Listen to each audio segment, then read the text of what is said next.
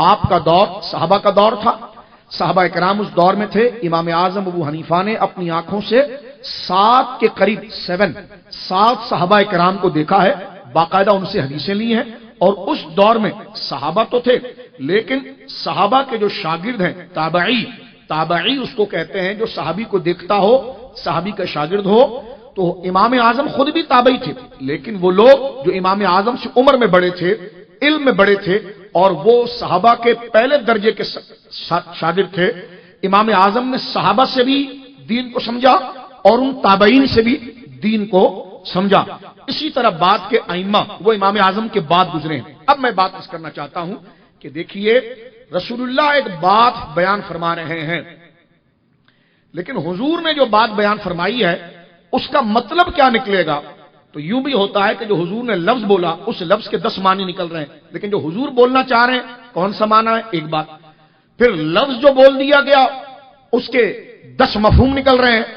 تو حضور کی مفہوم میں کیا مراد ہے؟ یہ تو حدیث قرآن جو اللہ اس کے رسول کا فرمان ہے ہمارے لیے عبادات اور معاملات سے متعلق، ہمارے لیے ہدایت، بس ایک مختصر طلب ہدایت سے متعلق، لیکن جو بات کی جا رہی ہے وہ عربی زبان میں کی جا رہی ہے. اب عربی زبان میں کی جا رہی ہے تو اس لفظ کے ڈکشنری میں 10 معنی ہیں، اور جو کیا جا رہا ہے اس کے 50 مفہوم لیے جا سکتے ہیں، مطلب لیے جا سکتے ہیں.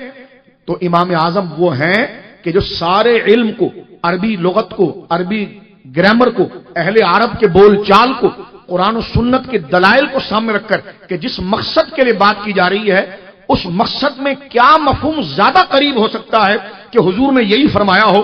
تو امام اعظم کا علم اتنا وسیع تھا کہ وہ قرآن و سنت کے اتنے بڑے عالم تھے، اور قرآن و سنت کو سمجھنے کے لیے جن علم کی ضرورت ہوتی ہے اس میں اتنے بڑے عالم تھے کہ آپ علم سے فیصلہ کر کے یہ اصول بناتے تھے کہ یہ بات جو کی گئی ہے اگر اس اصول سے ہوگی تو اس کو فرض کہا جائے گا، اس اصول سے ہوگی تو اس کو واجب کہا جائے گا، اس اصول سے ہوگی تو سنت موقدہ کہا جائے گا، اس اصول سے ہوگی تو مستحب کہا جائے گا. تو امام اعظم صرف اللہ رسول کی بات کو سمجھانے والے استاد ہی نہیں ہیں، بلکہ قیامت تک دین رہے گا اور لوگوں کو نئی نئی ایجادات، نئے نئے معاملات سے کام چلے گا.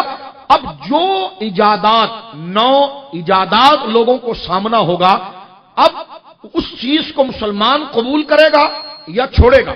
جس طرح میڈیکل کے اندر دوائیوں میں کیا کیا چیزیں مل رہی ہیں، سفر کے حوالے سے ہمیں طریقے کی سواریاں سامنے ہیں.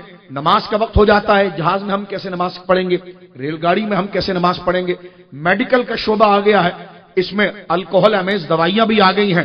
اب اس کو ہم پی سکتے ہیں کہ نہیں پی سکتے، ہم پرفیوم لگا سکتے ہیں کہ نہیں لگا سکتے، ہم کیا چیز کھا سکتے ہیں کیا چیز نہیں کھا سکتے. یہ چیزیں جو آج ایجاد ہو رہی ہیں یا اس چیزوں کے طریقہ کار مختلف ہو رہے ہیں، یہ طریقہ کار رسول اللہ کے دور میں نہیں تھے. تو باقاعدہ حضور نے نام لے کر تو ڈسکس نہیں کیا کہ ریل گاڑی یہ ہے تو اس کا یہ حکم ہے، اور جناب جو ہے کہ وہ دوائیوں کے اندر یہ جو الکوہل کی چیزیں آ گئی ہیں تو الکوہل اس کو کہتے ہیں اور یہ اس چیز سے بنتا ہے، یہ دوائی کے اندر شامل ہو گیا، لہٰذا یہ جائز نہیں.